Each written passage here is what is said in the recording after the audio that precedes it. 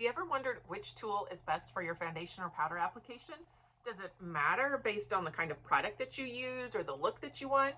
Well, my name is Beth Eilers, and I am here with Beauty with Beth, where I assist you in finding and enhancing your true beauty that shines. And today we're talking about no rules, just tools. We're talking about the different tools that we have for you, for your foundation and your powder to create that flawless face that you want, whatever that is.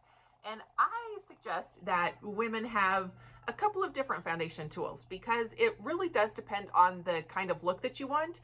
And that varies from day to day. Sometimes we want that real just natural, fresh face look. Sometimes we want a more like business, professional look. And sometimes we have special occasions and we want like that nice, glammed out, perfect, flawless, airbrush looking face, right? That finish. And so different tools for different occasions. So I suggest that women have several different foundation tools, and then you can pick the ones that are right for the look that you want for that particular day. So I'm going to share with you the different tools that we have at Mary Kay for foundation and powder. And we're going to start with one of my newest favorites, and that is our new complexion sponge. I've not really been a big sponge girl for foundation for really ever, but with this new sponge, I love it. And so I have been using this more and more and finding it's really very versatile. It can do lots of different things. And so it's really a multitasking essential that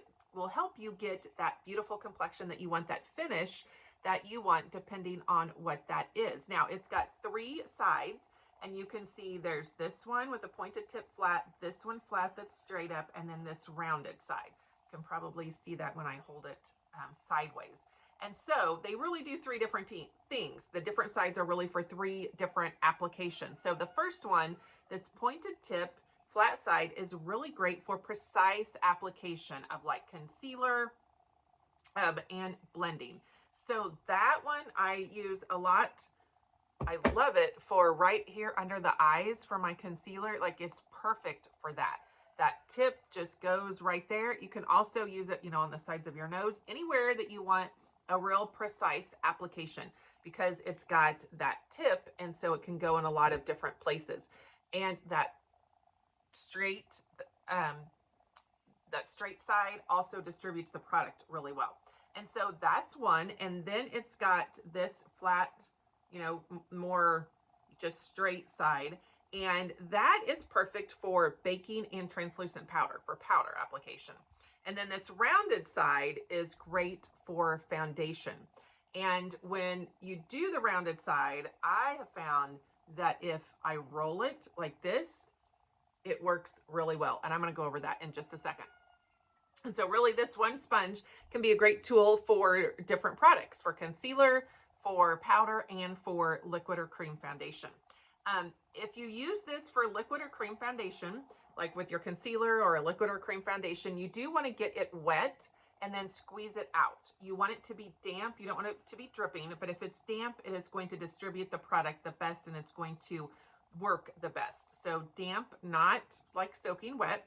And then you want to, after you do that and you've wrung it out and it's damp, then you want to just lightly dab. So you saw, when I was doing that concealer up there, it's a dabbing. It's not like rubbing. You don't use this tool, this complexion tool, as like a similar to you would a brush. You don't want to roll it or like drag it across your face. It's a dab. However you use it, with the concealer, with the foundation. Like I said, that I found that rolling it works really well with the foundation. So you just dab or roll, and you pick it up. You don't roll it back and forth a lot. You just kind of roll it and pick it up. So it's more of a dabbing, a tapping motion. And then for powder, you obviously want to keep the sponge dry. So you might, if you love this tool and you want something like this, you might have 2 of them. One that's specifically for your cream and your powder, your cream and your liquid, and then one that is specifically for powder. That way you're not having to wait for it to dry, like, that kind of thing. So that's what I would suggest. And so then for the powder, like I said, you want it dry, and you tap the sponge into the powder lid. And so I've got my translucent powder here, put a little bit in the lid.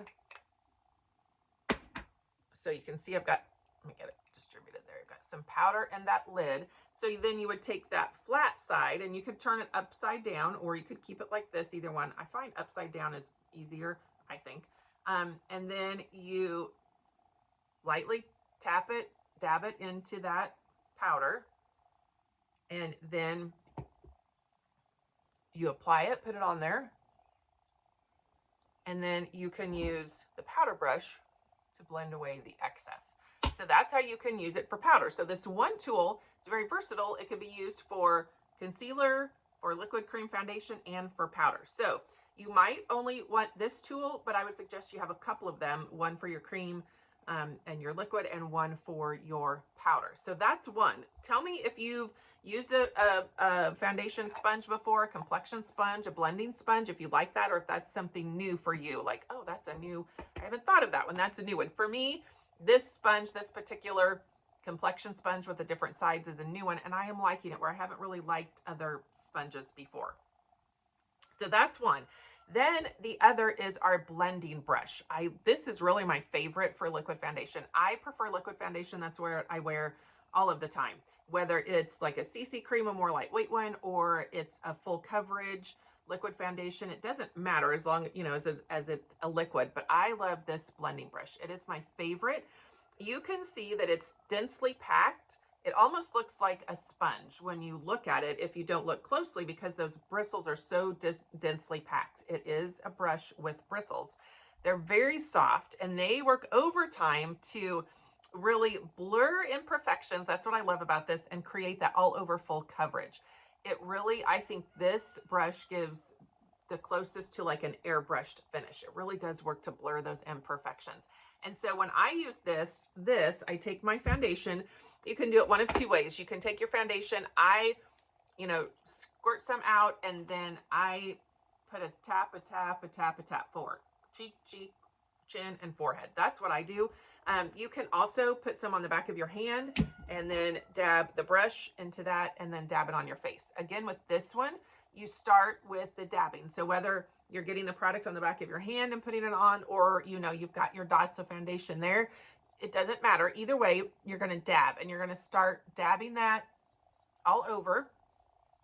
And then, so you're going to dab it, excuse me, to distribute the product on your face and dab it all around. And then you can start blending it more like a brush. And so that's what I do. I dab, get the product, distributed, but it's not smoothed out. And then I take this, and I personally think like a swirling motion works the best. And I swirl it all around everywhere to get the foundation the way that I want it. Sometimes then I will go back with this.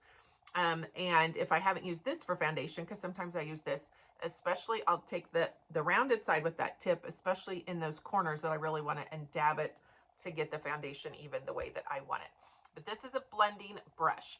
I love the dense bristles. That oval shape is really great for all over the face, and it's amazing. That's the one that I personally love the most. It just really depends on your preferences and then what you want for your finish. We also have a liquid foundation brush, and you can see this is fuller. It's like larger. The area that it covers is larger than this one. This one is a little bit smaller. So this one's a little bit larger. It does have bristles. They're not quite as densely packed. They're a little bit looser, but it does have that angle. And so that helps to get all of the different planes and angles of our face. This also has somewhat dense bristles. It's not as dense as this one, but it does have denser bristles, and they hold just the right amount of product, and that helps you to distribute it all over your face. And again, that angle is perfect for getting in all of those angles of our face. Again, you can use this one in that same way. You can take that foundation and dot it on your face, and then use this one to dab it, get it distributed, and then work in that circular motion to swirl it out.